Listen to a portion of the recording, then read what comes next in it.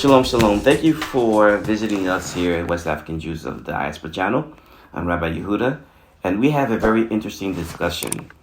I would like to apologize because I haven't been as consistent as I wanted to, have liked to be, and here I am, though. I'm posting again, thanks to a good friend of mine, Nehemiah Ben Avraham, on Facebook, who decided to share a link and a discussion from a Hebrew Israelite channel, which inspired this particular subject matter, if you believe it or not.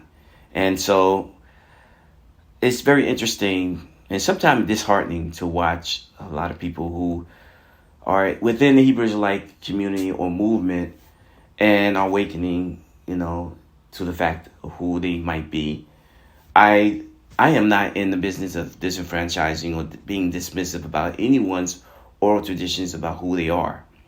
But I am in the business about truth and about what Torah teaches. And so, with that being said, this particular channel that was hosted by this one particular Hebrew Israelite, I don't know his name, but it's Deacon something. And the subject matter here was about the Yehudah, was about Judaism. And what they were clearly trying to demonstrate is that Judaism, the Talmud, the Mishnah, the Mishneh Torah, and the people in our Torah masters, the ha-shamaiyim, they all taught racism, white supremacy, or they were prejudiced against black people. This is what they were promulgating on their particular YouTube channel. And I thought it would be the right thing for me to at least respond with the truth of the matter. Now, I have other videos about the Talmud. I also made a video about, is the Talmud racist? I've also made other videos about the Talmud and the falsehoods. These are some of the things they actually brought up in the discussion on their particular channel that I've already took care of and covered. So if you like, after this video, you can go and watch those videos. If you have any questions, if you want me to post follow-up videos, I'd be glad to do that. But let's now focus on the accusation against RaMBaM. And the reason why I want to focus on this is because I hold RaMBaM and his teachings and his Mishneh Torah dear to my heart, because he was a Torah master that lived between the 12th and 13th century CE. And he, to me, was one of the greatest Torah masters that lived on this planet. And not being dismissive about other Torah masters within the Yehudah, but RaMBaM, even Yosef Karo, the author of the Shulchan Aruch, stated that about RaMBaM. And this host of this particular Hebrew Israelite channel, you could tell he was an autodidact, because he couldn't even pronounce RaMBaM's name. He couldn't even say Maimonides. He couldn't even say that. He couldn't even say the Avodah Zarah. He couldn't even mention, he tried to pronounce different Hebrew terms, and you could tell that he was not familiar with even the rules of pronunciation in the Hebrew. Be as it may, he did attack RaMBaM, and I'm here to defend RaMBaM. So RaMBaM was a scholar, a Torah master that lived in Spain, and he lived around the 12th and 13th century CE. And believe it or not, for a lot of you who do not know, this is during Moorish Spain. This is the time where you have interactions between Muslims and Jews more so than anything else. This was during the time in history that it was a colossal collaboration between Jews and Muslims in building all kinds of educational edifices. And this was during the time that mathematics, science, and medicine excelled. And RaMBaM, not by chance, was one of the top physicians that lived in this time in Spain. And for many of you who like to accept, RaMBaM was a Moorish Jew, in the sense of the fact that he was not an Ashkenazi, that he was most likely of dark complexion. And many scholars that speak about the Spanish and Portuguese Jews during the time of the 12th and 13th century they had a darker complexion. But being a Jew, I must add, is not about complexion at all.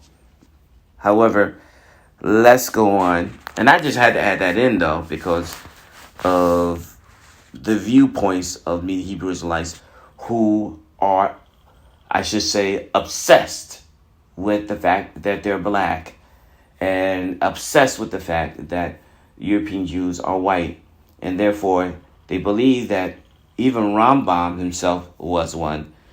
And so, I'm not going to actually delay this any further. Let's go within the text of the accusation about RaMBaM.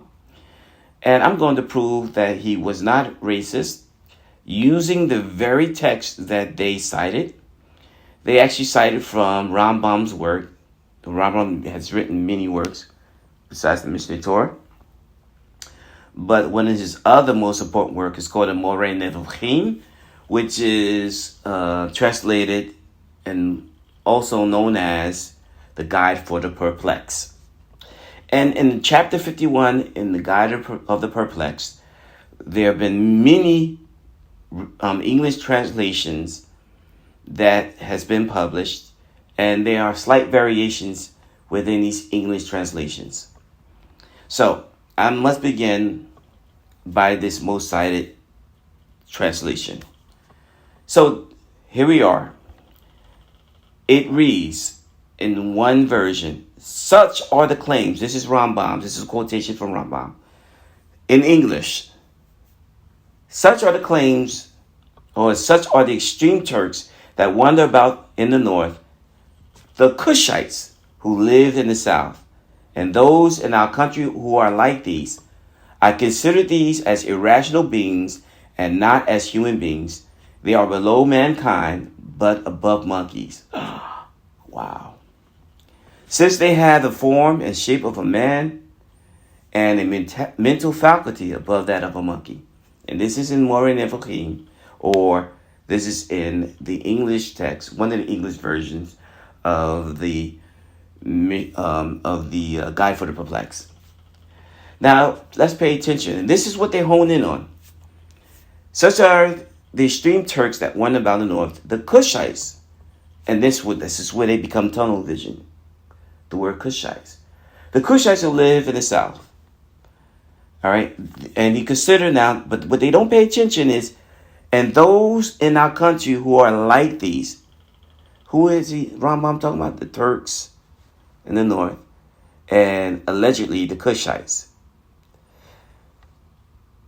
So, what is truly appalling is that there are at least two other versions of this text, of this particular work, that's been translated into English that says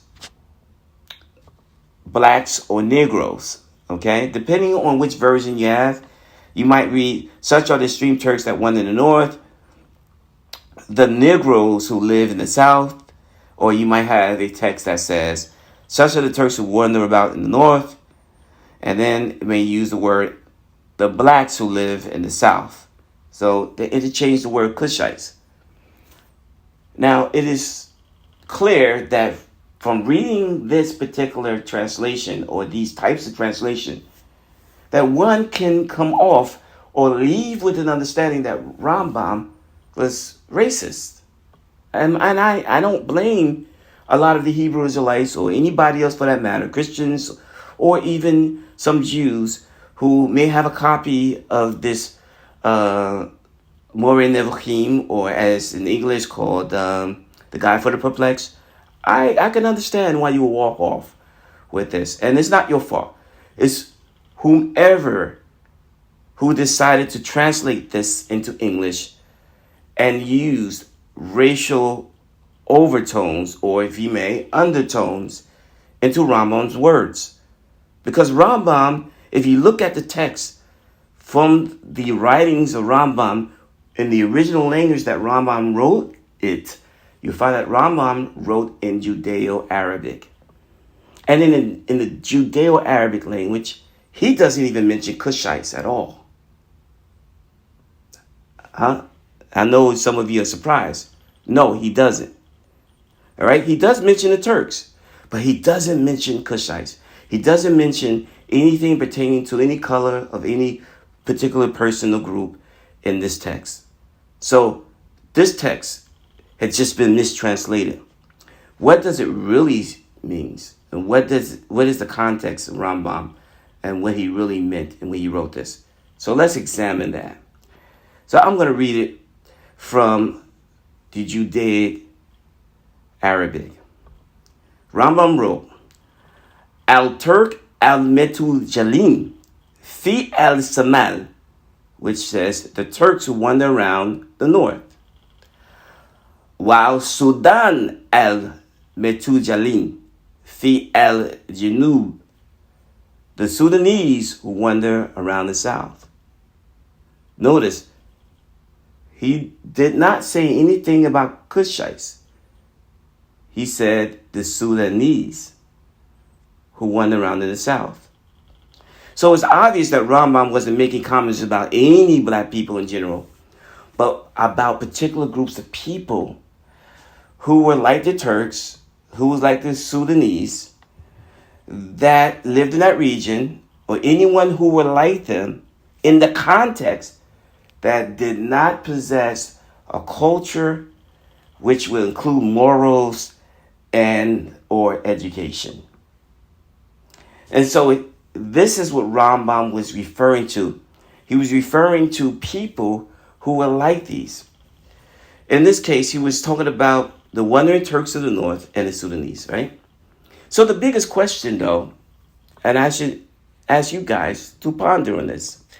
The biggest question about this text, and it came to me, why and how these translators came up with the words like Cushites, blacks, and Negroes in place of Sudanese. That's a subject for another time. Be as it may, what's incredible that all the English versions that are out there unanimously translate the word out Turk as Turks instead of whites. And there is no good reason that they should have done the same for the word al-Sudan. In other words, they use the words Cushite, Negroes, and blacks for Sudan. They should have used the word whites. But let's assume for a moment that we can equate the word Sudanese as blacks or Negroes or Cushites. Then one could conclude that RaMBaM was talking about black people. Then by the same logic, then one must conclude that he was also talking about white people because of the Turks, right? For he mentions the Turks along with the Sudanese as being just above monkeys in this particular region because of their what? Of their lack of culture and education. So clearly this was a gross and mistranslation and a misrepresentation of RaMBaM, who was a righteous Torah master, and the misrepresentation of his words, which is totally taken out of context. And for many of you out there who fell for this out of ignorance, have committed a sin. Because you committed lashon hara, you spoke evil speech against someone who was innocent to racism. Now keep in mind, racism and white supremacy didn't even exist during the time of RaMBaM. So how in the world can you believe, and that, I can even go further, it didn't even exist during the time of the Mishnah or the Talmud. So how in the world did you get this? I got you. I can answer that question for you. The reason why you got this racist ideology is because what people do generally, they take the goggles of the society and the world that they live in today, and they will interpolate those ideologies and those views upon something prior to what we experience today. In other words, when a person that lived long before racism, white supremacy, white supremacy existed, says something about black or white, we automatically have a propensity to now accuse these people of racism, which is foreign to them. The Torah is foreign to it. The Tanakh is foreign to it. The Mishnah is foreign to it. The Talmud is foreign to it. And RaMBaM's Mishneh Torah is foreign to racism. And so I pray that when you do your research, consult experts, not just one. Do not be selective. You have somebody, and it's funny because this particular Hebrew Israelite host decided to cite from a Jew on YouTube who evidently did not understand, or they were opinionated about things they didn't understand and drew their own conclusion. But when you really do your research, there's more than one expert. There's more than one opinion, and many experts will give you the fact. So let's consider this one dispelled. RaMBaM was not racist. RaMBaM did not practice racism and white supremacy. And all of you out there who thought he did, I understand. And I understand why. Because of the translation you read. But all you have to do is seek out a teacher. And I want you to all to be careful, because if you say that you sincerely want to serve the HaKadosh Baruch Hu, you want to serve the Most High, the Creator of heaven and earth, then you got to be very careful what you say about other people. So I will end this by saying, if you haven't subscribed, hit the subscription button below, hit the notification button below, and you will be notified every time we post a video. And I also like to end by saying, I pray that the Holy One, blessed be He, give you wisdom and understanding, guide your footsteps. So if you are Israel and you want to return, that He will guide you in the correct path of returning to the splendor of His Torah. And that all of Israel will embrace you all and welcome you all back home. Be'ezrat Hashem, with the help of the Creator. May this be His will. And with that, I would like to say Shalom Uvracha.